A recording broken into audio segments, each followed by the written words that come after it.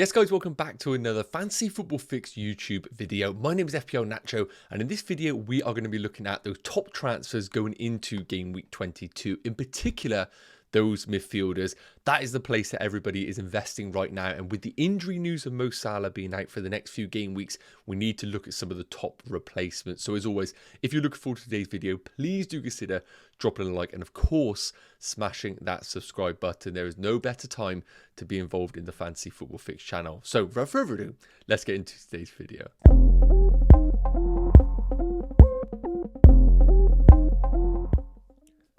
So first up, on the topic of Mo Salah replacements, I need to be talking about Diogo Jota, because we have to look at what is actually available at the club that Mo Salah is at.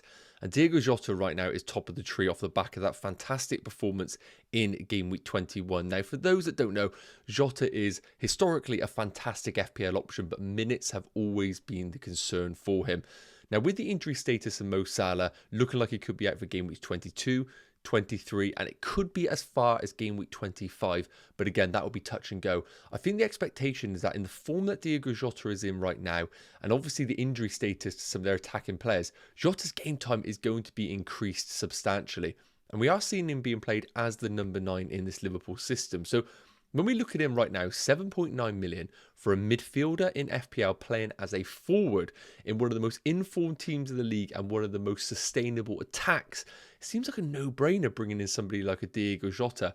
0.45 XG per 90, and a reminder, he isn't on penalties, and 0.23 expected assists per 90. You're not going to find many better midfielders with both XG and XA along the lines of Diogo Jota. And again, at 7.9 million, he's such an unbelievable option for our FPL teams, because while a lot of managers are going to the likes of Kevin De Bruyne, and of course, Man City have their own pros and cons with the fixtures and doubles, etc. But with Diogo Jota, the big benefit of him is that he is so cheap at 7.9 million and playing as the number 9. Now, with the big chances per 90, they are at 0.47, but we are seeing those slowly increase in the absence of Mo Salah with him playing as the number 9. Of course, these underlying numbers are looking solely at game weeks 1 to 21. Of course, Mo Salah was playing over that period. Looking at the predicted points, 15.3, really solid predictions for the next 4 game weeks. And when we take a look at the fixtures coming up, there is a big caveat that we do need to discuss. So Chelsea at home in game week 22, I don't think that's a terrible fixture. I think Chelsea defensively are still an issue, and I think Liverpool can cause problems for them. Arsenal away is the big one in game week 23. Not an ideal fixture at all. I know Arsenal have had their problems, but I think defensively we can all agree they are still a good unit. I wouldn't expect Liverpool to be putting 3 or 4 goals past them. But once we get beyond these next 2 fixtures, and maybe you view Chelsea as a really easy game, Burnley at home is absolutely the fixture where you want to have a Liverpool attacker. And if Mo Salah isn't going to be available until then, I feel like Diogo Jota is going to be a difficult buy come game week 24. Now, the reason being is you're going to buy him in game week 24 for this Burnley game, but then in game week 25, we are expecting to have a double game week of Brentford away and Luton at home. And that is because Liverpool have progressed to the Carabao Cup final, meaning game week 26 will be a blank, and the expectation is the game week 26 fixture will be pushed back to game week 25. So the temptation will be there to bring in Diogo Jota in game week 24 with the double in 25, but of course the blank in 26. And even though that seems really beneficial, if we were to get an update that Mo Salah is available around that period, then it becomes a big issue with his minutes. So I think right now with Diogo Jota, even though game week 24 seems like a good entry point, I actually think the time is now to do it. If you're sat there with Mo Salah, I think my number 1 replacement would be Diogo Jota with that expected double game week 25 in mind. Yes, we will have blank in game week 26, but I think you can navigate that game week with the players that you have available in your squad. Now, let me know your thoughts in the comments, but if you are with Mo Salah right now, Diogo Jota would be my number 1 replacement for him. Now, yes, Liverpool are one of the best options available, but we need to talk about Man City and whether we should be buying Foden, De Bruyne, or neither into our teams. So, as we mentioned, Phil Foden and Kevin De Bruyne are 2 of the probably most ideal Man City midfielders for a Mo Salah replacement and for a general midfielder going forward. Now, the big benefit about Man City as opposed to Liverpool is we've had the double game week 25 officially announced. You can see that on your screens there. Chelsea at home and Brentford at home. But also, they don't blank in game week 26, which is really important. So whereas Liverpool players, you're going to have a blank game week, Man City play. So for the next few fixtures, this is the team that you want to invest at least one of your options into the attack. Burnley at home, Brentford away, Everton at home, and then of course the double and a fixture in blank game week 26. So the big question right now is, it's not a case of should you get a City midfielder or an attacker, because I think the answer is very clear. The answer is yes. It's, do you need to spend the additional 2.5 million on somebody like a Kevin De Bruyne when we already have Phil Foden available to us? Now, I am going to state this. Comparing the two is very difficult. The reason being is Kevin De Bruyne has been out pretty much all season. All we've seen is 20 minutes in game week 1 and 20 minutes in game week 21 against Newcastle. So I've put up the underlying numbers of Kevin De Bruyne last season per 90 minutes versus Phil Foden's this season. But again, there are so many different caveats that we need to take into account. So please take this with a pinch of salt. But look, 2.5 million difference between the two. XG per 90 is in Phil Foden's favour. And I do think if we can look at the both of these players, even though De Bruyne did score against Newcastle, I probably would say Phil Foden is more likely to be a goal scorer in this City team, with De Bruyne being much more of the chance creator. That's just natural when we look at it as an eye test perspective, and also the touch heat maps. Phil Foden getting a lot closer to the likes of the Haaland or Alvarez as the number 9. But again, when we look at the expected assists, 0.5 per 90 for De Bruyne, versus 0.27 for Foden. De Bruyne is always going to be the leader when it comes to chance creation and expected assists. And because of that creativity, he's also really good on the bonus points as well. Whereas Foden's at 0.67 is good, but I do think De Bruyne long-term is actually a bit more of a bonus point magnet in this Man City team. Now, in terms of predicted points going forward, De Bruyne's really hard to predict just because the minutes, we don't really know where Pep is going to slowly integrate him into the team or not, but I do expect him to play decent minutes over the next 5 game weeks. But Foden is leading the way on 20 over the next 4 game weeks with 13.1 for De Bruyne. Now, realistically, which one should we be going for right now? So I think the option that we need to talk about is Haaland. Haaland looks like he could be back for game week 22, if not game week 23.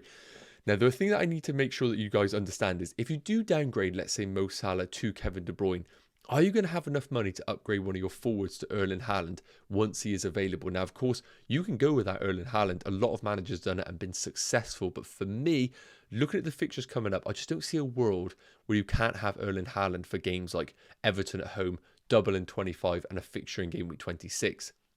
And if you are of the same mindset of having Haaland in your team, just remember, if you do go to Kevin De Bruyne, you might not have the money available to then upgrade whichever forward you have to Haaland. And because of that reason, I think De Bruyne is a luxury transfer. If you can bring him in and you can still have Haaland and you can still accommodate Mo Salah when he comes back from the African Cup of Nations and his injury, then great. De Bruyne probably would be my preference because of his ownership right now. But looking at it, looking at the minutes that Foden's had and his influence in the City team, while I think De Bruyne probably does score more points over the next 5 game weeks, I just think he's more of an obvious pick for our FPL teams, knowing that you can easily then get to some of these more expensive options like Haaland and like Mo Salah. So to conclude, I think De Bruyne is the better option, but just because of the price, I think Phil Foden is the more logical pick. So we also need to talk about a differential in the game who has been kind of forgotten about, but is back for game week 27. Now, that man is going to be West Ham's Kudus. Now, we weren't expecting him to be available for game week 22, but it's official. Ghana have been knocked out of the Africa Cup of Nations, and he is travelling back to London for West Ham. Now, will he be available for game week 22? My advice would be hold off right now, because we will get press conferences from the likes of David Moyes, and hopefully we'll confirm that Kudus is actually ready for selection, because sometimes you just never know whether they picked up some niggles or not in the international competitions. But Kudus, I think, is a really interesting choice. Now, his numbers aren't incredible. I think Kudus has definitely been delivering when his underlying numbers haven't really been there. So XG per 90, 0.18, not amazing. And also expected assist, 0.14 per 90. I'm quite surprised at how low those numbers are, because he has been quite a consistent performer for FPL returns of late. Now, I do need to remind you, his price is 6.8 million. And he's fantastic on the bonus points at 1.03 per 90. He scored quite a few winners for West Ham or important goals, which have really helped on the bonus point baseline. And looking at his predicted points for the next 4, they're decent at 14.9. Now, looking at the next 4 for West Ham, I think the attraction is Bournemouth at home in game week 22.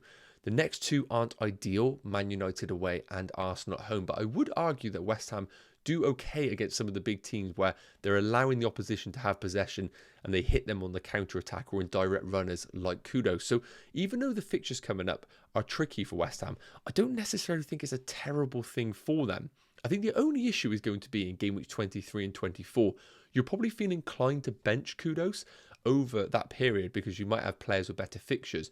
But I do feel like he's a player that if you own, you have to start him every game week. I don't think at his price range and at what we've seen this season, you can afford to bench somebody like it. Because would I be surprised if he hits Man United on the counter and picks up a brace? I wouldn't be surprised at all. So I love Kudus as a bit of a differential. And I do think that you are going to be kind of forced to start him every game week. But if you can get him into a team in your team structure, I think he's a fantastic differential just because people have sold him due to the African Cup of Nations or are kind of just forgetting about him right now. And I need to remind you, West Ham are 6th in the league. So he's playing for a team that are actually operating quite well. And also the inclusion of Calvin Phillips, that might rejuvenate that West Ham midfield once again from January to May. So I like Kudus as a bit of a differential. Somebody I'm considering right now. But I do appreciate that Liverpool and Man City are much more of the priority just because of that double game week 25. So last up in this video, I just want to show you the general predicted points for game week 22 to give you a bit of an idea on maybe who to captain this game week. So as always, we're bringing you the predicted points for this game week. There shouldn't be any surprises that Julian Alvarez is leading the way with that brilliant home fixture against Burnley in game week 22 with 7.3 predicted points. Now, I have to say, we do have some injury concerns going into game week 22. So for example, if Pep Guardiola were to come out off the back of the FA Cup game where Haaland's played 30 minutes and says that he is ready, available for game week 22, we would see Haaland start to enter the conversation on these predicted points. But for now, we don't have any clarity, so we're just going to go with the assumption that Haaland is a minute's risk. So Julian Alvarez right now ticks all the boxes as your captaincy option. And if I did own him, he definitely would be my captain on penalties in this Man City team, we think. And also playing as a number 9, I just don't think you need to overthink it. But outside of Julian Alvarez, then it starts to be a bit of an interesting conversation. I think some people don't have necessarily the full trust of someone like a Phil Foden delivering week in, week out, but his predicted points are really good at 5.5. And for me, looking at the fixture in hand, I just think you have to play the fixture. And Burnley at home is too good to ignore. So if you have a Man City attacker, whoever it may be, I think you put the captaincy on him this game week.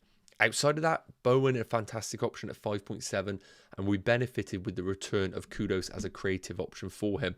Anderson and Mitchell, but again, I would not go for anybody for a Crystal Palace captaincy, but maybe Crystal Palace are a good investment longer term defensively. My main concern, we don't know what's happening with Palace right now. They've been in terrible form. We might see a change of manager with Roy Hodgson. I think Palace are on a void for now, but for this game week in isolation, they are a decent investment. And then we have the likes of Bukayo Saka and Watkins at the bottom of the predicted points. So that is going to wrap up today's video. I really hope it's provided some value, not only on the midfielders you need to buy, but also some potential Mo Salah replacements. As always, if you have any questions, please do put them in the comment section and we'll try and answer them as soon as possible. That just leaves us to say, make sure you do drop a like on the video, smash that subscribe button, and I'll see you in the next video. Take care. Cheers.